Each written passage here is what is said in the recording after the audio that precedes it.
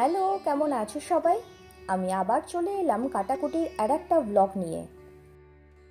জানো তো, আগের দিন ঠাকুর দেখতে গিয়ে এত হাঁটাহাঁটি করেছি, পায়ে এত প্রচণ্ড ব্যথা করছিল, তাই না বাড়ি ফিরে চলে এসেছিলাম। বাড়িতে এসে স্নান টান করে ঘুমিয়ে গিয়েছিলাম।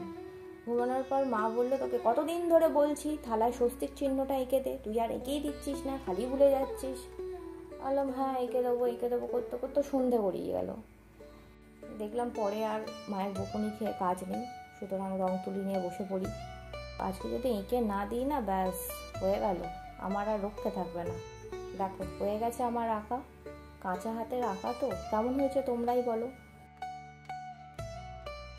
খারাপ হলে গালাগালি দিও না প্লিজ। চলো, বাবাও চলে এসছে, এবার ডিনারটা সেরে ফেলি।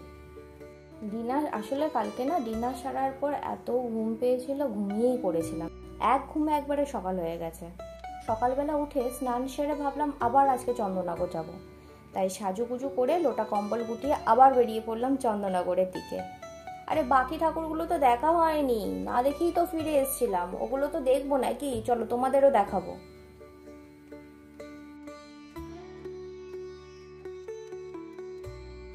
পৌঁছে গেছি চন্দননগর। এখান থেকে এক বান্ধবীর বাড়িতে গিয়ে রেস্ট নিলাম খানিকক্ষণ। তারপর এই দেখো মুখে ময়দা মেখেছি সুন্দর করে। এরপর কুচিকচিক করতে করতে পৌঁছে গেলাম ভদ্রেশ্বর। এটা আজকে আমার আউটফিট ছিল, কেমন লাগছে জানিও কিন্তু অবশ্যই।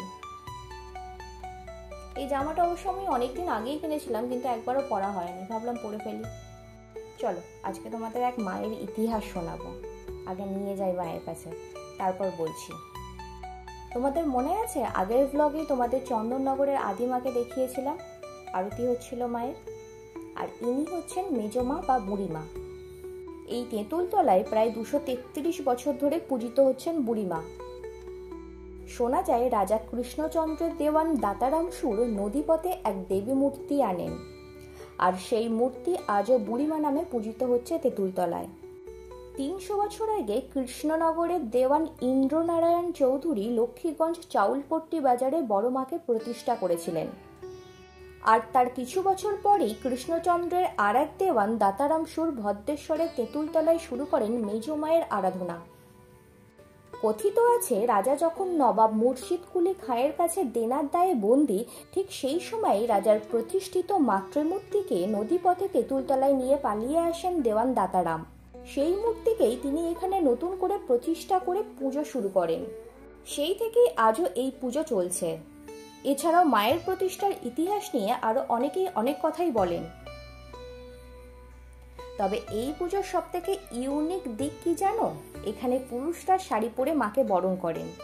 হ্যাঁ ঠিক শুনছো, ঠিকই বলছি আমি। শাঁখা পলা সিঁদুর শাড়ি সবকিছু পরেই তারা মেয়ে সেজে মাকে বরণ করেন। এরও পেছনে একটা কিন্তু ছোট্ট ইতিহাস আছে, চলো বলি। এই রীতি মেনলি শুরু হয়েছিল বহু বছর আগে, যখন সমাজে মহিলারা বাইরে বেরোতে পারতেন না, তখন পুরুষেরাই তাদের জায়গায় মাকে বরণ করতেন। আজও পরম্পরাগতভাবে সেই ঐতিহ্য আজও বজায় আছে। তাই তোমরা যদি এখনো তেঁতুলতলার বুড়িমার পুজো না দেখে থাকো, তাহলে একবার এসো এখানে, মাকে একবার দর্শন করে যাও, দেখবে মনটা শান্ত হয়ে গেছে।